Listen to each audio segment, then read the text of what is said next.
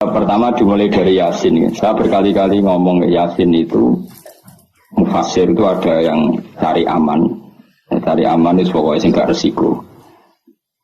Ngendikane biasanya Allahu a'lamu bi muradihi bidzalik. Kamane muni wallahu alam.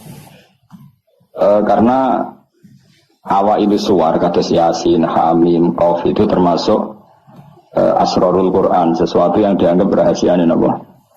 Rahasiane Allah atau rahasiane Quran.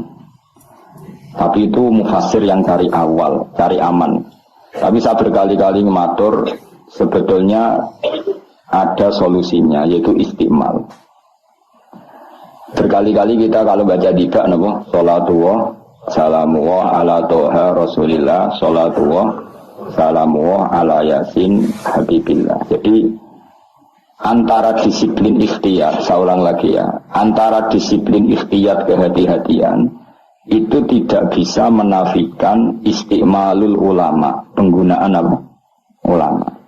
Ulama menggunakan Yasin untuk Rasulullah, sehingga settingnya berarti begini, Yasin ya Muhammad, ya, saya ulang lagi, Yasin ya Muhammad, demi Quran yang bijak, innaka ya Muhammad laminal mursalin. Jadi secara istimal itu sudah sambung, Muhammad kamu sungguh termasuk orang yang menjadi Rasul. Normal betul? Normal, sama dengan Toha ma anzalna alaikal qur'ana litasqa. Toha ya Muhammad, saya tidak menurunkan Quran ke kamu litasqa, supaya kamu celaka. Jadi dari istimalnya kalimat, juga settingnya, juga syakul kalam menunjukkan bahwa Toha dan Yasin maknanya adalah ya Muhammad, Muhammad. Kemudian karena ini tidak ada kepastian secara sanad, juga ulama ingin Quran tetap ada mutasyabihat yang tahu hanya Allah. Kemudian tetap banyak ulama yang ngambil jalur ikhtiyar menafsirin apa? Allahu a'lamu bi muradihi bidzalik. Makanya kalau matur ikhtiyar jangan merubah istimal, istimal juga jangan merubah apa? Ikhtiyar.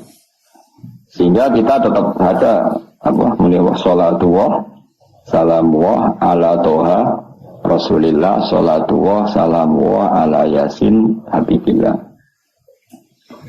Terus mazhab ketiga begini cara berpikir. Jadi muqtata'atul huruf, potongan-potongan huruf itu andekan Anda orang Arab dan hidup saat itu, saya ulang lagi ya. Muqtata'atul huruf, potongan-potongan huruf itu andekan Anda orang Arab dan hidup saat itu, maka tahu maknanya. Tahu maknanya itu ngerti sing dikarepno, senajan to lara detaile. Misalnya kita dalam bahasa Indonesia sering ngomong gini, kemudian mubalek tadi atau Pak Guru menerangkan A, B, C, D, A sampai Z. Kita tahu A sampai Z itu gak ada mananya. Kalimat A sampai Z itu gak tahu mananya. Tapi kita tahu bahwa yang cerita tadi mau ngomong bahwa sang mubalek tadi menceritakan detail. Apa? Detail. Jadi misalnya saya tadi dilapori seorang suami istri yang konflik dengan istrinya. Dia ngomong buruknya istrinya A sampai Z. Mananya apa? Cerita buruknya istrinya detail. Meskipun A sampai Z itu satu potongan huruf yang tidak ada maknanya. Ya seperti itu kira-kira Yasin, Hamim, Ain, Sin, Qaf. Jadi kira-kira inilah Quran. Itu dugaan ulama.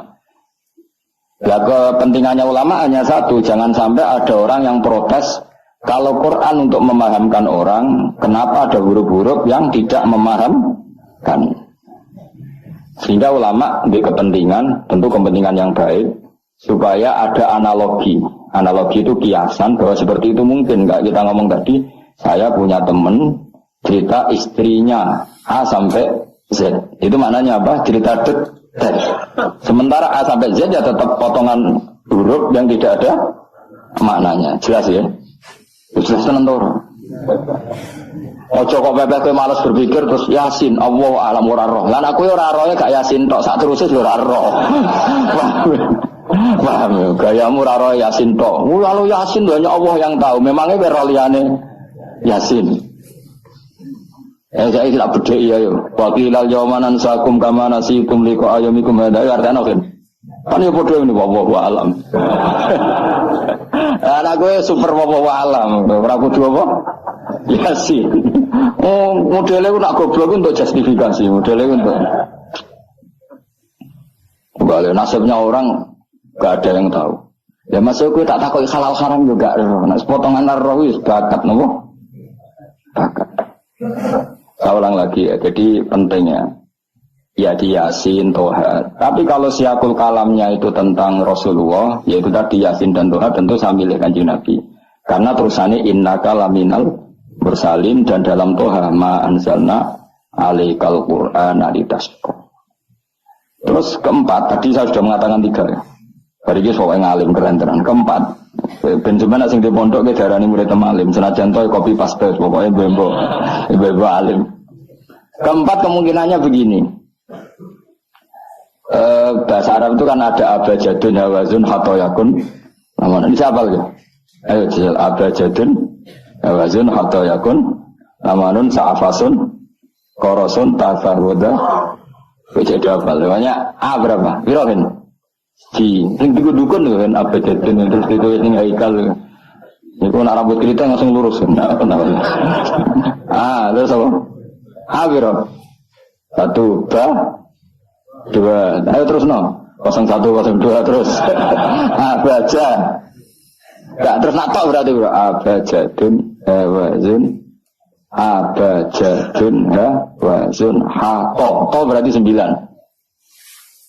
ya, hato ya 10 ya, kun 20 terus singgah hato ya kun nun sa'ab abajadun berarti bro apa aja abajadun 5 ya berarti mau bro tok songo ya. Tok songo, 5. Leres gitu. Kok mamang lho, Mustafa mesti menang. Tapi itu kan dia menang. Dan aku tawakal langsung gelem deh. Berarti tok itu songo, ya? 5. Berarti biro 14. Sehingga 14 itu cara ilmu falak dianggap ibaratun anil badri, no? Mergo wayahe napa? Bulan purnama. Bulan purnama itu kan 14, 15, 16. Jadi awalul badri sing kecelo ayamul bid. Iku piro? Nek umumnya poso itu 13 atau 14? 13 ya. Habis sing karuan 14 itu.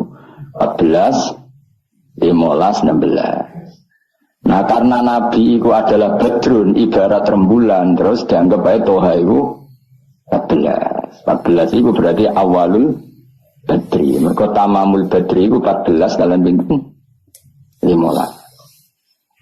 Iya, terus ana ulama sing carane mengkaitkan Toha maknane Kanjeng Nabi mergo anta badrun anta samsu.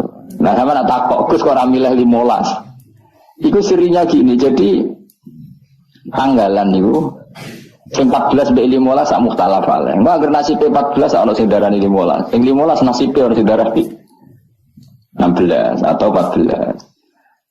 Kok bulan itu mesti mukhtalaf alaih. Tapi jelas kalau awal apa mudawwar, awal apa sempurna itu mulai pinter sekawan welas. Mulane sekawan welas, 15, 16 mulai jumbo. Jumbo itu koyo 14 yang mirip 15, 15 yang mirip 16. Paham ya? Terus ada yang jarang ngitung itu begitu. Makanya ketika Nabi baca Hamim, Ain, Sin, Qaf itu orang Yahudi kaget. Ama'aka ya Muhammad asqalu min hadza. Apa kamu masih punya ayat-ayat yang lebih dasar ketimbang ini? Terus dihitung orang Yahudi. Hak berapa, mem berapa. Hadihi umru ummatika. Ini hitungan nanti umur umat kamu sekian. Umur dunia kada sekian. Jadi makanya selalu ada yang berani menafsirkan apa? Awailus surah. Tapi itu kaul-kaul yang tentu tidak pakem. Nah, sing pakem mesti bener ya wallahu alam. Lah kowe iku makome milih sing paling mesti bener. Dadi makome dhuwur, paling bener ya paling goblok mau. Dadi paling bener. Mergo nyatane ora Yasin ya kowe ya wallahu alam. Mergayamu koyo ora roh Yasin tok. Liyane Yasin ya ora roh. Nah, jadi kalau tak takoyi dia cuma ngerti Yasin bahwa alam Gus. Karena tak takoyi awalam yarul ladzina kafaru annas samawati wal ardu kanata rakan fafataqnu majabe ya. Wallahu a'lam. Jadi kowe super wae. Mulane Allah sayang kowe. Saking sayangnya goblok diterus nomor kok sayang pangeran. Jadi ora perlu pinter. Mergo nak pinter malah menurut akal saya. Iku mari sombong. Ada digoblokno terus muni wawahu alam. Mulane sing rido paham nggih. Timbang pinter ku mau luhur ada goblok sopan. Sombong dosa, sopan iku apik. Berarti goblok apik. Lah aku bila sampean orangnya yakin ya. Aku yakin ngarepe pangeran. Moga aku pengagum pangeran. Pangeran nggih barang goblok ana gunane. Mulane kula dadi wong pinter tapi sering istighfar. Tenan to kan aku wae alim lah sering istighfar. Mergo kadang-kadang mulane kula nu termasuk wong alim sing jarang terima fasilitas. Mergo aku izin ketemu pangeran. Ya jale misale Rukin mondok. Misale kan mondok, meskipun ora terjadi. Rukin mondok 16 tahun hafal Quran luanya. Terus juara nasional. Juara tahfidz nasional Rukin. Keriting gendut umur 16 iki imut-imut itu. Engko ujung-ujungnya apa? Rungokno. Untuk hadiah umroh terus uang 50 juta. Oke itu baik ya dari segi syiar itu baik, tapi tetap statusnya mendapat. Ya statusnya sehingga bisa saja kita dimintai tanggung jawab Allah. Hafal Quran tak paringi gampang kok untuk umroh untuk duit. Apa yang kamu lakukan untuk Quran? Ternyata dia ngapalkan untuk lomba. Semuanya untuk lomba dan untuk mendapat. Ketika kancamu sing goblok Quran rapal, kitab ora alim, terus urip ning Gunung Kidul, mung berhubung melarat kan urip ning Gunung Kidul. Berhubung ora juara nasional yo ning Langgar Penceng. Tapi akhirnya mulang Quran dah cili-cili. Sono bocah iso maca Quran ya sebab ini, ada pengajian Quran sebab ini karena dia ada juara nasional. Sing iki goblok memberi, kenapa? Sing iki pinter mendapat atau menerima. Sumpah paling tak wedeni dadi wong alim iki. Banyak teman kita yang ndak alim urip ning pedalaman, akhirnya gawe masjid, gawe madrasah. Kita sing kecelok alim pinter pidato diundang untuk sangu duit kas masjid. Lho kowe ora usah guyu, kowe ora usah malah ngenyek dosa kowe malah ngenyek. Artinya aku mulai jangan-jangan goblok kamu jarak bener. Karena ingin memberi, tidak ingin menerima. Mulane aku tetap hormat kowe. Hormat banget, berarti hormat banget. Maka hidup ini, makanya kalau suwun, siapapun yang alim itu menjaga diri dari mendapat. Tapi Joko terus gedeng pengajian ya keliru. Uripe masjid itu nak pengajian. Tapi kiai ini kudu iki. Taruh saja misalnya dia harus tahu kalau misalnya dapat sangu 2 juta, harus langsung dizakati. Ora usah ngenteni setahun. Karena potensinya uang ini satu, kalau ilmunya dia manfaat, mungkin seimbang ilmu manfaat untuk 2 juta. Tapi kalau ilmunya enggak manfaat, dia harus zakati ini. Ya zakati apa saja. Lagi masjid juga 2 juta duit jaman. 3 masjid sing lebih apa enggak urip atau 3 pondok ya. Paling penting dizakati lah. Gue pribadi ya sak kadare, gue anak bojone sak kadare. Sehingga ulama dulu kalau zakat itu ada yang sampai 50%, ada yang sampai 2/3%. Makanya Saiban Ar-Ra'i ketika ditanya, zakat menurut kamu berapa? Saiban Ar-Ra'i, ya zakatnya wong khawas ta wong am? Wong khawas. Ya wong khawas bisa 100%, bisa 50%, bisa 80%. Karena tadi dia takut hisab. Umpama aku kenal sampean ngene iki kok ora krono ngaji Jalalain wedi hisab. Karena kalau kenal ndak di luar ngaji paling ya. Misalnya aku di daerah santri nggak di luar ngaji. Paling kon mijeti, kon gowo tase. Ya sudah seperti itu, reputasinya semuanya khazun nafsi. Tapi kalau kenal seperti ini kenangannya kan saya ngajar Jalalain. Mulang belajar. Semuanya tentang Quran, semuanya tentang ilmu Allah Ta'ala. Sehingga sebaiknya kita ya kenal hanya gini-gini saja, ora usah akrab teman-teman, mari ruwet. Jadi ulama dulu itu sampai seperti masyhur itu Dawi Imam Syafi'i. Itu sampai tak figura. Wadidtu annal khalqa ta'allamu hadzal ilma wa ma nusiba ilayya syai'un minhu. Sebagai riwayat harfun minhu. Saya suka kalau semua orang belajar ilmu saya. Maksudnya ilmunya beliau tentang fikih.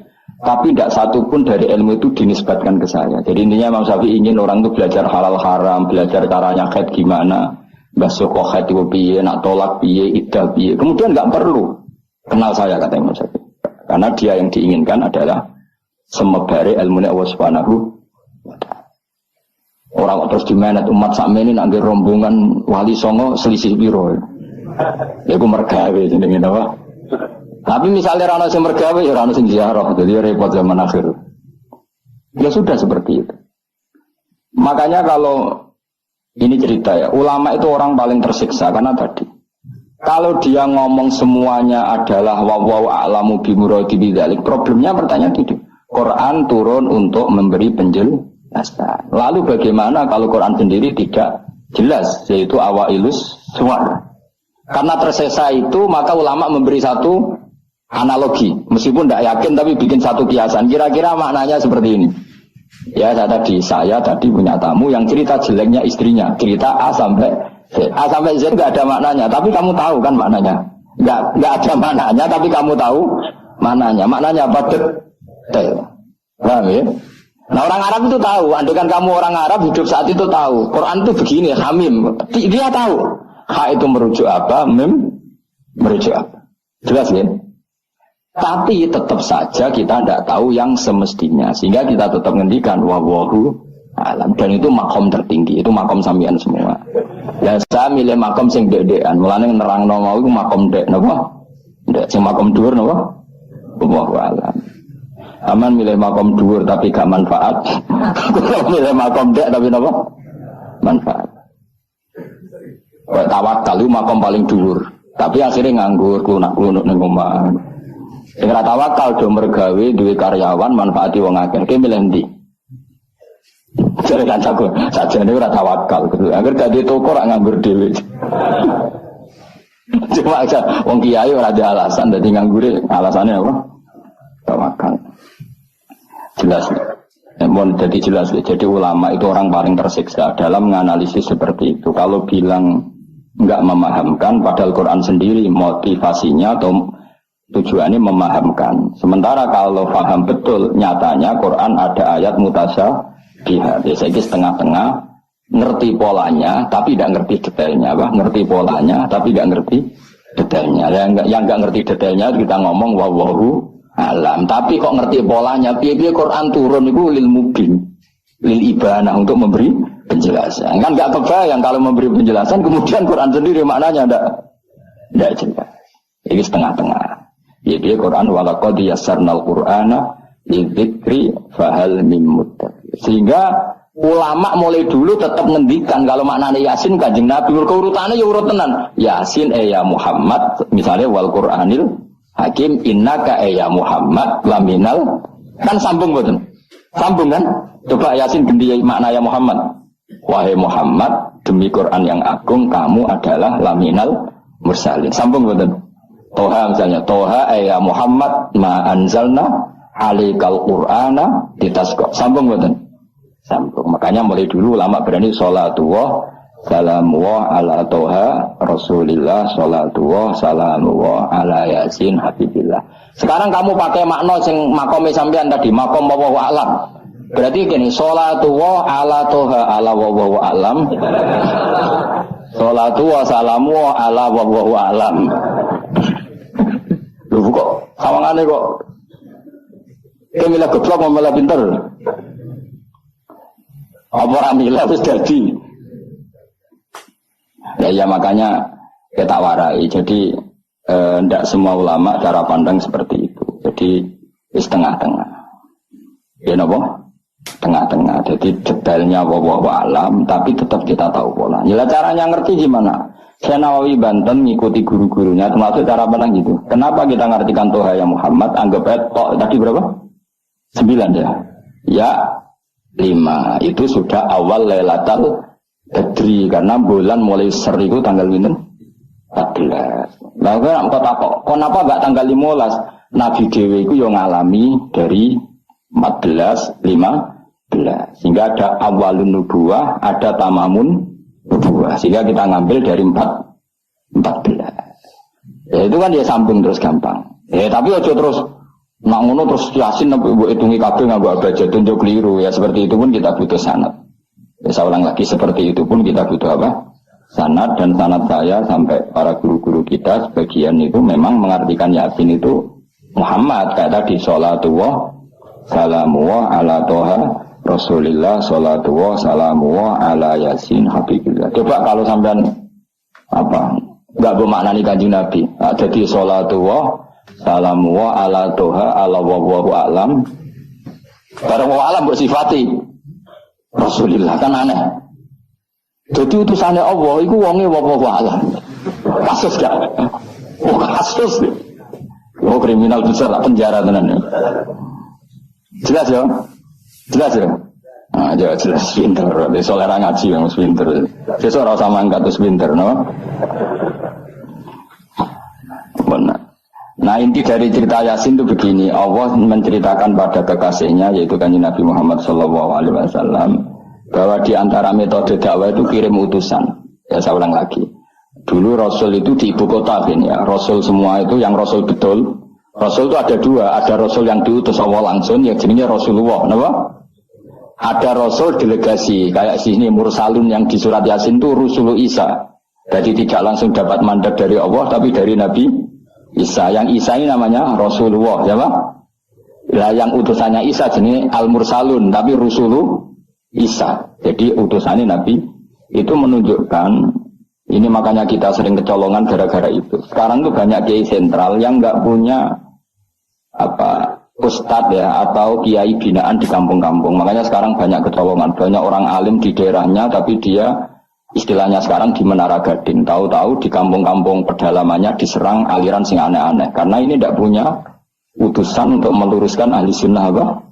Ya, harusnya enggak seperti itu. Jadi ada Rasul sentral, ada yang didelegasikan ke kampung-kampung tertinggal. Anggap aja niru Nabi sinten Isa.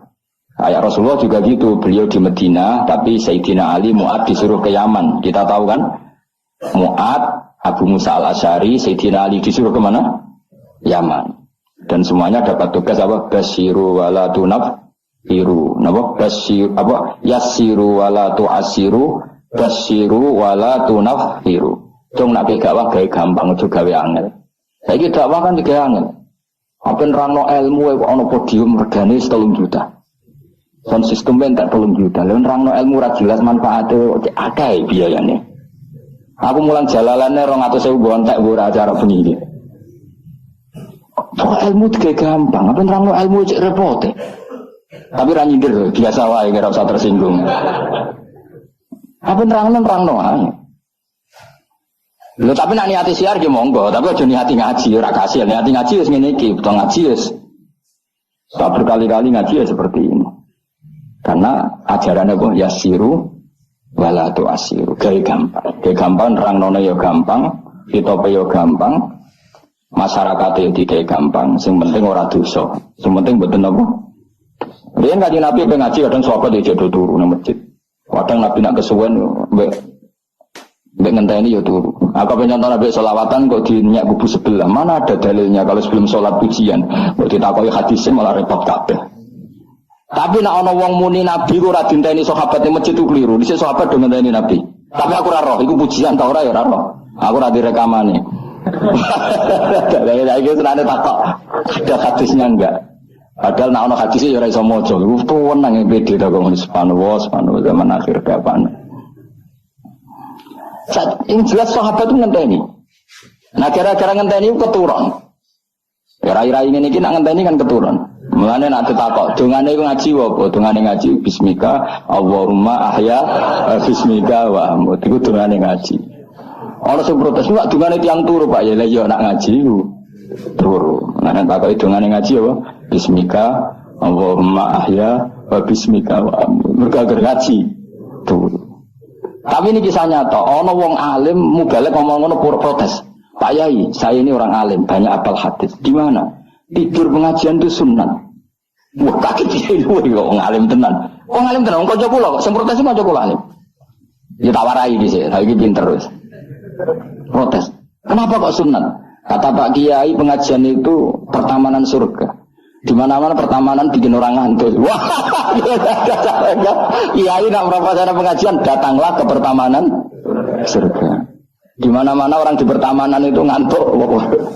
Ngantuk. Makanya anggap saja yang tidur itu ya di pertamanan surga. Tapi orang tua ilmu jenenge turu. Jadi mulane kula nu dadi kiai wis lega watine, sing ngrungokno ya monggo, sing turu ya monggo santai mawon. Ilmuku cukup untuk menganalisis itu. Ilmu saya cukup untuk menganalisis itu.